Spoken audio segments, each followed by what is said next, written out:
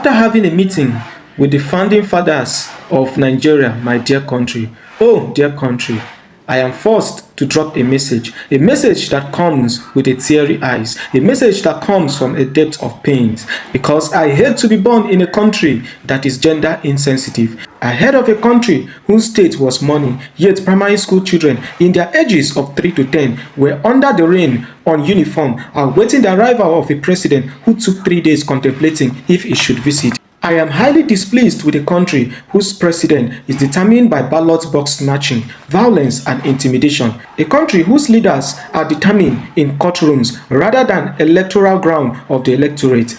A country who believes that the leftovers of the whites are more effective and efficient than their best, who patronizes second hands of their white masters and punishes inventions of our best minds. What do I hate? How I hate a government who will not listen to the truth but attempt to silence voices of those who speak truth to governance, those who crave for genuine change and a change in the order of things. A country whose master degree holders begs to be a cameraman for a secondary school certificate holder. A country whose government cabinets are filled with deceivers, insensitive and wicked hearts, beating the drum to the fall and destruction of a promising president.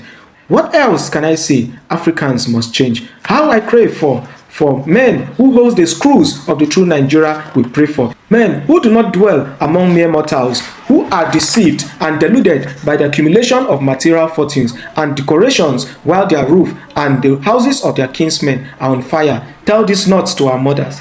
Tell this not to our mothers. Tell it not to holy and sacred women of Africa that our motherland have become graveyards, swallowing our seeds. How I feel sad that the memories and pains of the struggles, sweat, blood, and victories of our leaders lives in our dreams, while we suffer in the hands of our own. Yet the hearts of these people are not pricked by our pains. They are not pricked by our sufferings. They are not pricked by our hunger. They are not pricked by the level of scarcity and high cost of living. Are not pricked by our poor education. Are not pricked by the sufferings in our hospitals. Just to queue up for substandard healthcare services. Just to queue up for healthcare services that are outrageous, just to queue up for pumping system of the fuels that the mere citizen cannot purchase, just to queue up in houses filled with darkness at night, just to queue up in houses filled with pots yet no food to feed on, just to queue up with men who labor day and night yet do not have a good and reasonable salary to take them home, just to queue up with men and women who return back home late at night only to meet their children left to themselves to cater with the sufferings and the pain, yet will still cry without food to present to the children, just to queue up only to get crumbs in form of security men, in form of laborers, in form of cleaners, in form of those who act as nannies just to see if they can survive, just to queue up as beggars after becoming instruments of violence, instruments of intimidation, instruments of ballot box snatching. Oh, how sad the situation is. Oh, how bad I feel. I look forward to that moments where the dreams of our founding fathers would find expressions through hearts that touches, through hearts that are empathetic, through hearts that feels our pain, occupying our public offices. But in the meantime, while I still ruminate around this, I will crave that you watch on. Thank you. Go to Denmark, they teach in Danish. Go to Norway, they teach in Norwegian. Go to Sweden, they teach in Swedish. Go to Finland, they teach in Finnish. Go to Korea, they teach in Korean. Go to China, they teach in Chinese. Go to Japan, they teach in Japanese. Then they meet the world. But you and me, here I am waxing eloquent in English. We were told that all the education we had acquired meant nothing. So that if you are eloquent in Ga or in Twi, you are not intelligent. You are only intelligent in English. You can only be intelligent in French. In Portuguese, we now know that that is nonsense. When that great Nigerian musician in the 1980s fella Nicola Bokuti said, "Teacher, don't teach me nonsense," he meant it. He was reminding us that we must examine our education system. You know, when the British came here and they were establishing schools across Africa, and then when they were establishing Achimota, which is famous for producing great Ghanaians, the intention was to produce young men and women who would support the colonial empire. The intention was the same in Uganda with Budo's King's College. It was the same in Kenya with the Alliance schools. As Chinua Achebe says, the white man was clever. He came and put a knife in the things that held us together, and things fall apart. That we have now become famous for producing graduates in agriculture, some of whom, if you allow me a little latitude and hyperbole, cannot distinguish between a goat and a sheep. When we want to build our roads, we have engineers, most of whom today, if you do not address them as engineer so and so, they rise up, ready to beat you up. But yet, when we are building our highway from Accra through to Winneba, through to Cape Coast, through to La Côte d'Ivoire, it is the Chinese that I see, which calls into question, what type of engineering are we teaching? We are producing doctors, and they are good, some of them. But yet, when those of us who have the ability are sick, unless they do not know, they want to be airlifted to Dubai and to Germany.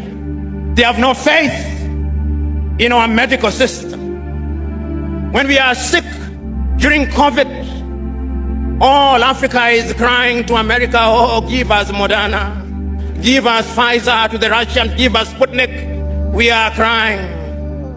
Yet we have universities with professors in medicine. We must re-examine our education system, even in matters as mundane as sports, which is a multi-billion-dollar industry. The United States of America offers our young men and women scholarships to study sports. Our universities don't. Football is a multi-billion-dollar industry.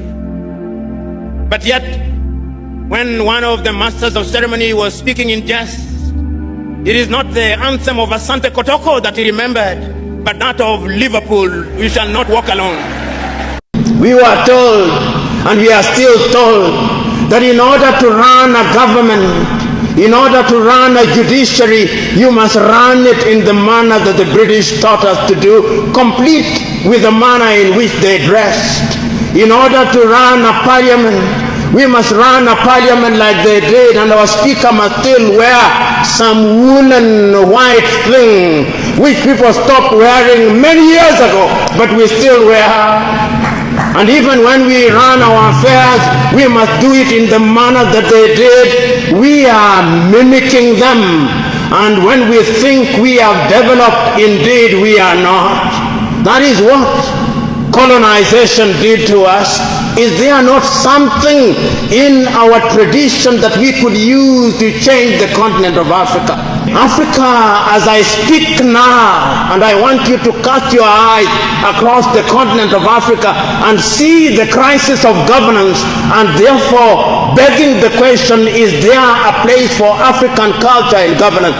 Tell me whether there is peace in the Democratic Republic of Congo. Tell me whether there is peace in Sudan. Tell me whether there is peace in northern Mali. Tell me whether there is peace in Somalia. Tell me whether there is peace in Cameroon. Tell me whether the Europeans are not telling us what to do.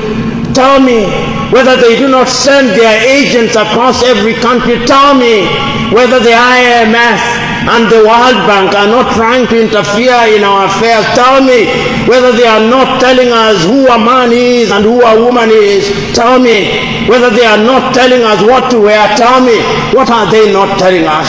They are telling us that if we don't have culture, they'll give us their culture. Tell me. This is the state in which we find ourselves, and we ask ourselves whether there is a place for culture in development. We owe ourselves a duty to define what culture is. You know, European anthropologists, they are the notorious ones. They tell us that when you talk about African culture, they have no culture. They could not write. Not true. When the Europeans were living in caves, we already had the Benin Empire, longer than the Chinese was. We already had the Monomotapa Empire. We already had the walls of Timbuktu. Before the Europeans knew whether it is the earth that went round the sun, the Dogon already knew astronomy as it is known today. They knew. When they could not write, the Africans had already identified the value of zero in mathematics. When they did not know about caesarean section, operations of that nature already taking place in the continent of Africa. When they were dying in snow and in ice, in Ethiopia, in Axum, they were already building the underground edifices in Lalibela. They were building pyramids in Sudan and in Egypt. There were already libraries in Carthage. Pythagoras and all these people were already learning their philosophy from Orunmila among the Yoruba. We were there. We had a culture that was complete with science, complete with mathematics, complete with the arts. And when they say we have no art, they forget that they have stolen all of them and they are to be found in the museums in Europe. If we had no culture and if we could not do the thing they say we could not do, why were they plundering the thing that they plundered? Why? Because we had a culture, and what you do is that you destroy a people's culture and then you create another culture and make them think like you want them to think. This is what they did. Not only to us who remained in the mother continent, they did it even to our brothers and sisters who are taken to the Caribbean, those who are taken to the Northern America, those who went to Southern America. They did it and they took away our language. And if you doubt me, I want you to watch Alex Haley's Roots and see how the main character, Kunta Kinte, was beaten that he may abandon his name and acquire a new culture. But those who have a culture and those who believe in it will never abandon it. The time to kick them is now. The time to kick them is now, because when we kick them, then they'll realize that our culture was not dead. Our culture was merely in comatose. And we are beginning to rise. And we are beginning to redefine what development is. The West murdered Patrice Lumumba. The West helped keep Nelson Mandela in prison for 27 years, most of them on Devil's Island, Robben Island, in the dungeons of apartheid. The West supported racist apartheid rule in the very southern Africa. They're now holding a summit to tell Africans how important their democracy is. There's the picture of the hero Patrice Lumumba being led down the steps of that aircraft